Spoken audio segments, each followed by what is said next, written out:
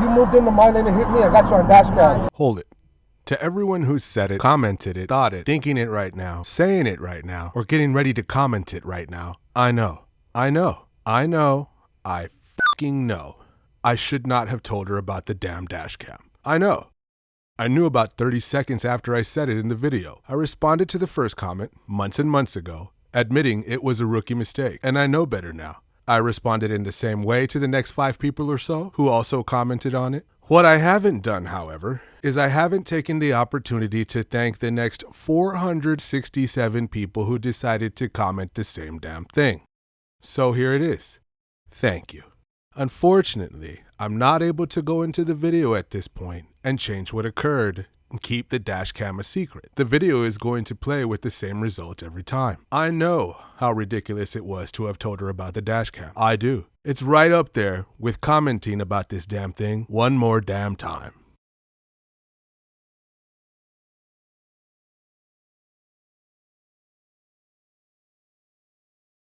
One of the most common questions I've seen in the comments is, what dashcam do I use?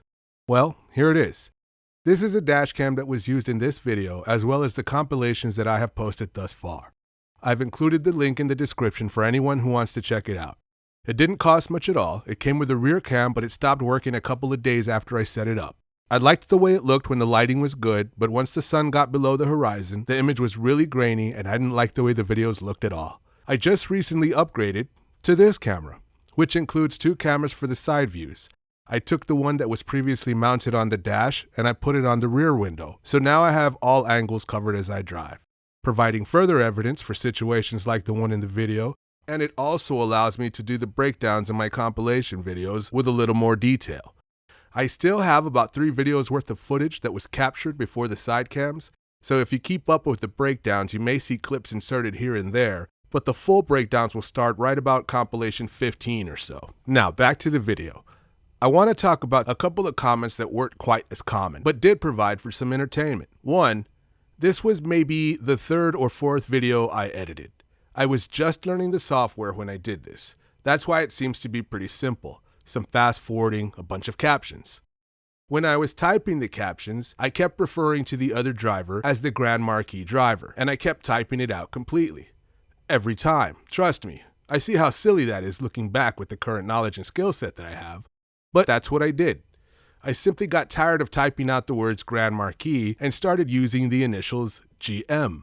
The initials, as in the first letters in the words Grand and Marquis. Not only did this cause confusion, which really gave me a laugh because I figured if one was following along and was aware of the context, I figured it wouldn't be asking much to understand that when Grand Marquis changed to GM, I wasn't giving General Motors credit for such a fine automobile. However, some people did, and expressed flat-out anger about it. I wasn't aware this could stir up so many people that were not a member of the Ford bloodline. So to those people whose entire year I wrecked by typing that, I sincerely apologize. Well, not sincerely. In fact, not at all. Get over it. Next, a few, viewers watched this video and took the time to go to the comments and express that from their perspective, I was quote-unquote camping in the fast lane. One person said I stayed in the lane longer than I should have. Well, let me just say that if that's what you saw, you might eventually be in one of my videos, or you might already have been. And you're just the people I'm making these videos for. I highly recommend you check out any of the compilation videos posted on my channel. You just might learn a thing or two.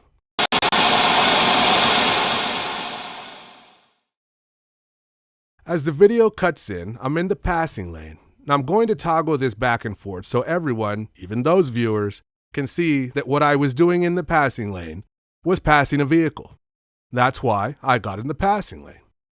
But this really starts before the video does. There's no footage because what happened up to this point happened in my rear view. Now that I have cameras facing all directions, I can see that this video would have been even better had I been able to show you all the angles. So here's what happened a few seconds before the video started. I actually passed another vehicle. See, I was in the second lane. Despite anyone thinking that I was hogging the fast lane, I approached these cars in the second lane.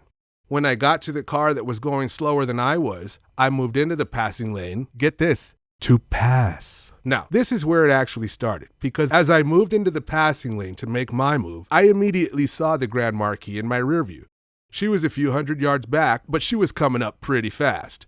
So at that moment, I made a decision. I was going to pass the first vehicle, then move over into space between the car and the CFI truck and allow her to pass me. At that point, I could bit back over and pass Dave there. But when she saw me get into this lane from a few hundred yards back, she must have assumed, and we all know what happens when you assume, that I was going to stay in her way. She threw on her blinker and jumped all the way to the right to go around a handful of cars. Again, this was a few hundred yards back. So now there's nobody approaching me, and I decided there was no need to get out of her way anymore, so I stayed in the passing lane and proceeded to pass the CFI big rig. I could see she was driving somewhat erratically in my rear view. I kept glancing into my rear view to see what she was doing. She ran out of options all the way on the right, came to a wall of cars, and then I was already in the process of passing the CFI truck. She jumped back into the passing lane behind me and gets right up on my bumper. I was amused, thinking to myself, lady, if you'd have just stayed in this lane, I'd have gotten out of your way without slowing you down, and you would have been on your way by now. So I get ahead of the truck and move out of her way as soon as it's safe to do so. I didn't stay in the lane any longer than necessary because it's not smart at all to get right in front of an 18-wheeler on the highway. I imagine if you're watching this video, you've seen a lot of the other videos out there, and those videos don't really end well. So I wasn't going to move over in front of the truck with less than enough room. That would have created danger for me and my passenger and would have given the driver a headache at the very least, given the worst case scenario. No, I got right the hell out of her way. Still visibly upset, she was making gestures and waving her arms back and forth as if I could move over into the truck, or maybe she thought I could Griswold it and tuck my car under the trailer. But I got out of her way and I let her go on with her crazy self. But at this point, how crazy, I really had no idea. Now, here's what pissed me off about this. She was fully aware of me and where I was. She wasn't mindlessly passing me. Just seconds before this, she was expressing how pissed she was that I was in her way. So she knew damn well where I was and that she was going to hit me. This was not an accident. Next, when she started coming over, I started honking my horn. Anyone who moves over without realizing that they're about to hit someone, when someone honks a horn, they react. Sometimes they react in time to avoid the collision. Sometimes they react when it's too late and they don't avoid the collision, but they react. She did not. She kept coming. Next, when we made contact, now, anyone that has ever bumped anything with their car knows that feeling. Whether it's in a parking lot, on a side street, or on the highway, when you feel your car hit another and you hear that sound, even if it was just a fender bender like this, you react. You pull away. You slow down. Something. She didn't. She just kept on coming. Now, let me stop here and say this. Someone once asked me, why did you stay in the lane? Why didn't you move over to avoid the collision? Good question. And here's the answer. When you're on the highway doing 50, 60, 70 miles an hour and faster, your surroundings can change in the blink of an eye. Someone may have changed lanes in your blind spot just before someone cuts you off.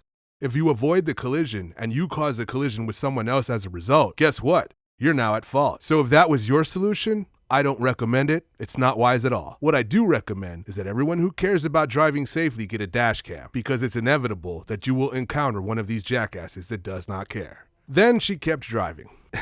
Now, in the video, I captioned that she drove full speed for the next minute or so. I wasn't quite aware that this video was going to be watched around the world, including countries that apparently don't have speed limits.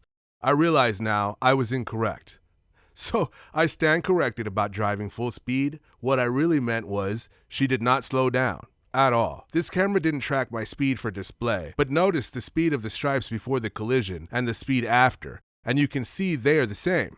She kept driving, and I really wasn't sure she was going to stop. Now, a few people commented that they wouldn't have even stopped for this. That's nice. Moving on. So I went after her. Now, she made a couple of attempts to brake check me. You can't really tell when, because she had no brake lights. Now, I have to admit, I was so amped up and pissed at this point, I wasn't even realized she didn't have the brake lights, or I would have told the officer. But I kept my distance, and her brake checking was never even a threat to me. So she finally decides to pull over and discuss it. Now, I'm not sure if this is when she decided that hitting me was her story and she was going to go with it anyway, or if this was already a plan in works when this started. But as you've already seen, that was the best she could do. You moved into my lane and hit me. I got you on dashcam. I got you on dashcam, so good luck with that shit. Yeah, I got it too. Okay. Hit me. Okay.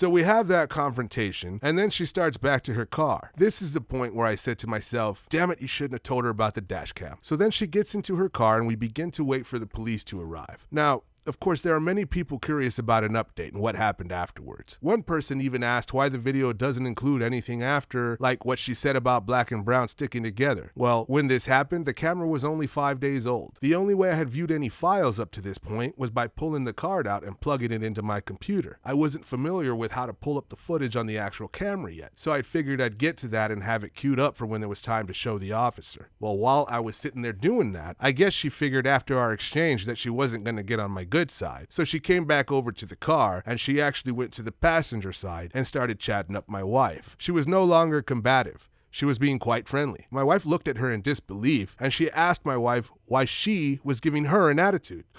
Now, my wife can and will go off on someone when needed. However, she's my balance. If I seem to be on the brink of losing my cool, she'll keep hers and vice versa. So she kindly responded, I'm not giving you any attitude. I'm just waiting for the police to get here so we can be done with this. That's when she finally asked if we were okay. Now, mind you, I didn't look at her again as she spoke to my wife. I was messing with the camera as she watched. She still thought the I hit her story was somehow going to work because she then was explaining to my wife that she knows anytime someone hits you from behind, you're at fault no matter what. And I think she was implying that she was going to try to bend her version of the story to make me look not as bad. That's when she hit my wife with, because you know Black and Brown got to stick together. I'm not going to get into a race issue here because I don't subscribe to that kind of ignorance, but one, people need to stick together, and two, fuck you for what you just tried to do to me. When the police arrived, she spoke to him first. I listened to what she said. She told him we both made a move at the same time and we both caused incidental contact. He then came to me and I showed him the footage. He watched it one time and said, yeah, that's pretty clear. She then walked up to him to begin to add more details to her account. He put a hand up and said, I've seen the video, ma'am. He then asked me where any damage was. I pointed out the markings on my car and then walked over to show the markings on her car. When I did, she told the officer that that was old and it's been there already. He took my info, gave me the case and her insurance info, and sent me on my way. He didn't send her on her way though. I honestly don't know what he did after that or how long they stayed there. I called her insurance on the same day, which was a Friday, and I got a call back Monday morning. They saw in the report that I had a dash cam and requested the footage. 15 minutes after I sent it, they called again and said, of course, they were going to take fault. I got my damages covered, and I can only hope they canceled her policy. Except that just means she might be driving around there with no insurance. And that is a scary thought.